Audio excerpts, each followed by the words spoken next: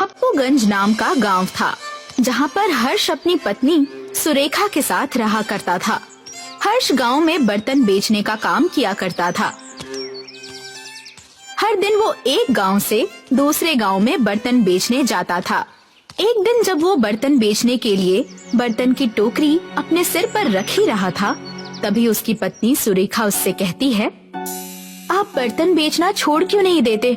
आखिर आजकल आपके बर्तन खरीद कौन रहा है? खरीद तो कोई नहीं रहा है सुरेखा, मगर बर्तन मेरे बाप दादा सदियों से बेचते आ रहे हैं और मुझे बर्तन, थाली, गिलास बनाने के सिवा कुछ और नहीं आता। मगर हम भूखे भी तो नहीं रह सकते ना पतिदेव। आज मुझे जाने दो, अगर आज कमाई नहीं हुई तो मैं सारे बर्तन पानी में फेंक दूंगा और कहीं और काम कर लूंगा। जब वे बात कर ही रहे थे, तभी एक आदमी उनके घर के बाहर आकर हर्ष को आवाज लगाता है, हर्ष भैया, ओ हर्ष भैया। हर्ष बाहर जाता है।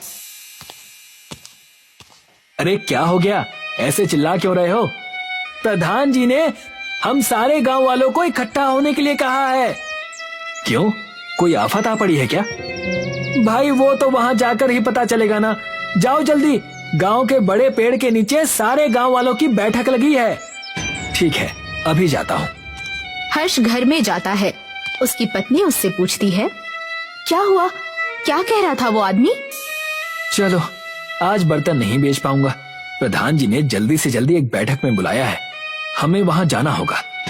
हर्ष सुरेखा को लेकर प्रधान जी की बैठक में जाता है और देखता है कि प्रधान के साथ साथ गांव की जमींदारनी भी खड़ी है।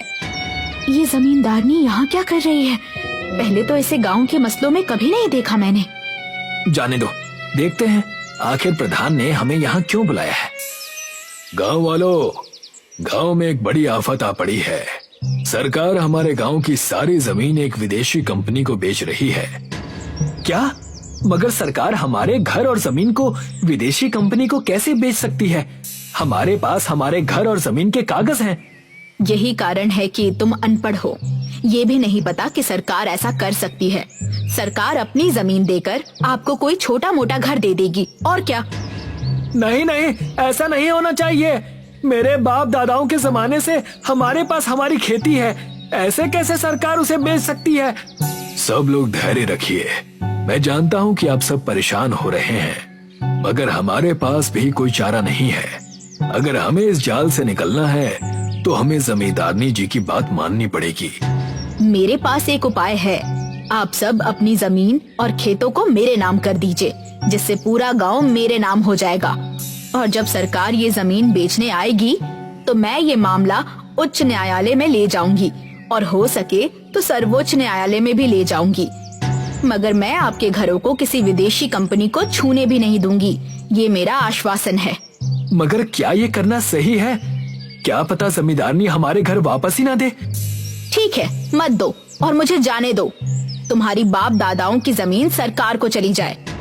गांव वालों, हमारे पास और कोई चारा नहीं है। हमें जैसा जमींदारनी कहती है वैसा ही करना होगा।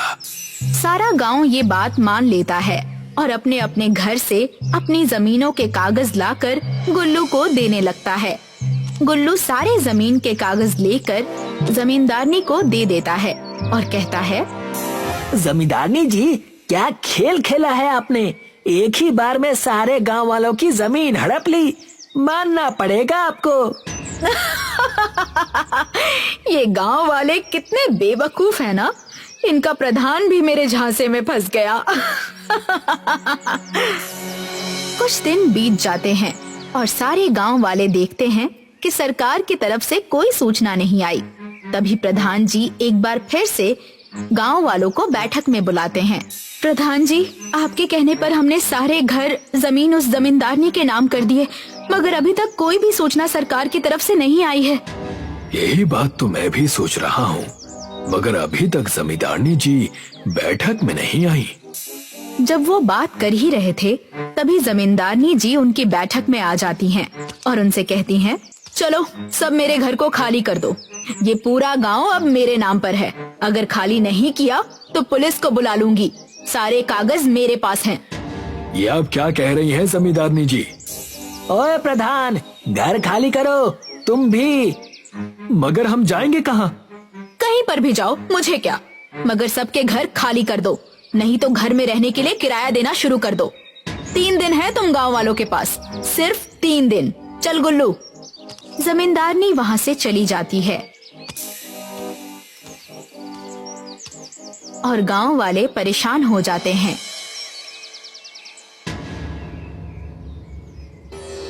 अब हम क्या करेंगे? मेरे पास अब बस ये बर्तन बचे हैं, इनमें भी सिर्फ थालियां ही हैं। आज जाकर इन्हें बेचकर जितने पैसे बनेंगे, फिर घर छोड़कर हम बाहर रास्ते पर रहेंगे। हर्ष बर्तन को सिर पर रखकर उन सभी थालियों को बेचने चला जाता है, मगर कोई भी उससे बर्तन नहीं खरीदता, जिसकी वजह से वो निराश होकर जंगल के रास्ते से घर की ओर आ रहा होता है। तभी उसे एक बूढ़ी औरत दिखती है। क्यों होते हो परेशान? क्या ये वक्त परेशानी का है? क्यों रोते हो उसके लिए जो तुम्हारा कभी था ही नहीं? क्या ले जाओगे अपने साथ जब तुम दुनिया छोड़ जाओगे?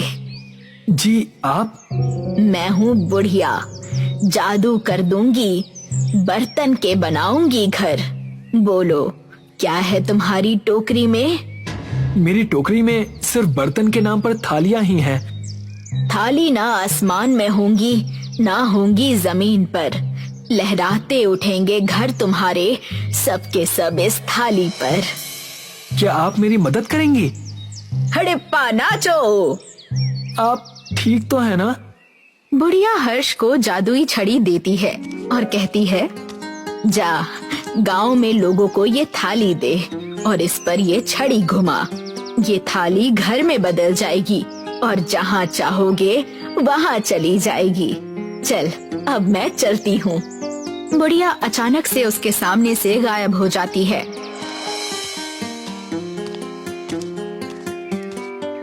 हर्ष अपने गांव पहुँचता है और अपनी पत्नी को सारी बातें बताता है।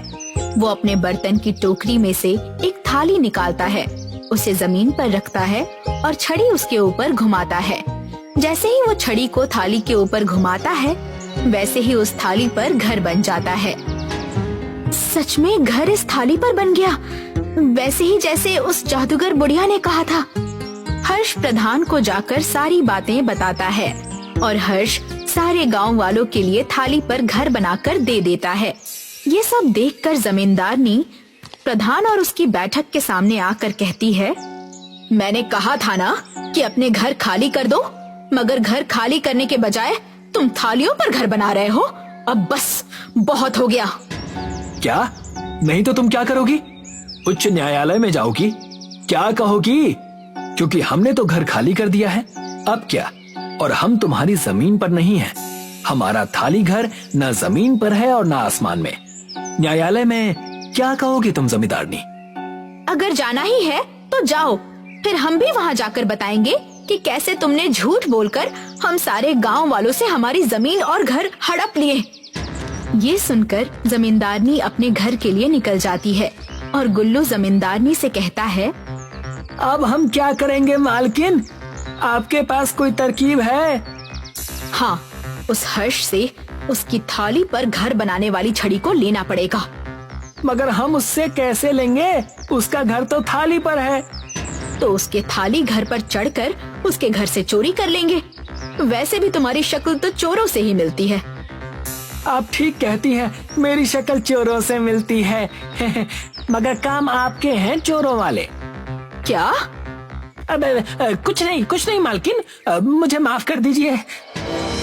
रात हो जाती है और जमींदारनी और गुल्लू हर्ष के थाली घर में पहुंचते हैं और हर्ष के घर में चुपचाप घुस जाते हैं। चलो उस छड़ी को ढूंढो जल्दी। हाँ मालकिन, मगर क्या आप मुझे बता सकती हैं कि यहाँ पर हर्ष और उसकी पत्नी क्यों नहीं है? हर्ष और सुरेखा अपने घर पर उस दिन नहीं थे। अच्छा ही है कि वो लोग यहाँ नहीं हैं। अब हम आराम से उस छड़ी को ढूंढ लेंगे। गुल्लू को वो छड़ी मिल जाती है।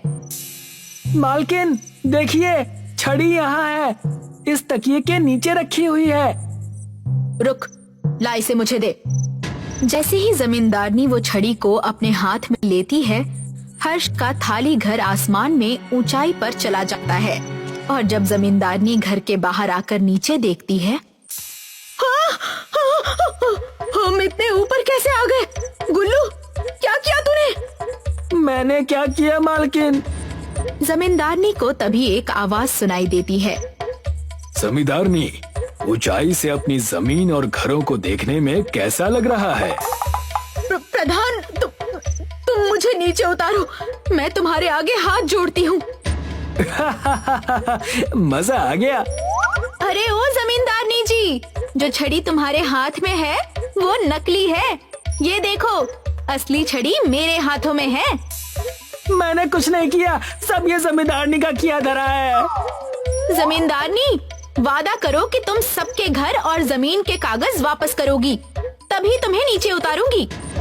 मैं वादा करती हूँ कि मैं सारे हड़पे हुए घर, जमीन और खेत सब वापस कर दूंगी, बस मुझे नीचे उतारो। सच में? हाँ सच में, मैं वापस कर दूंगी। मुझसे बहुत बड़ी गलती हो गई, मुझे नीचे उतारो। सुरेखा छड़ी घुमाती है और घर नीचे आ जाता है। अगले दिन जमींदारनी सारे गांव वालों को उनके घर, जमीन और खेतों के कागज वापस कर देती है।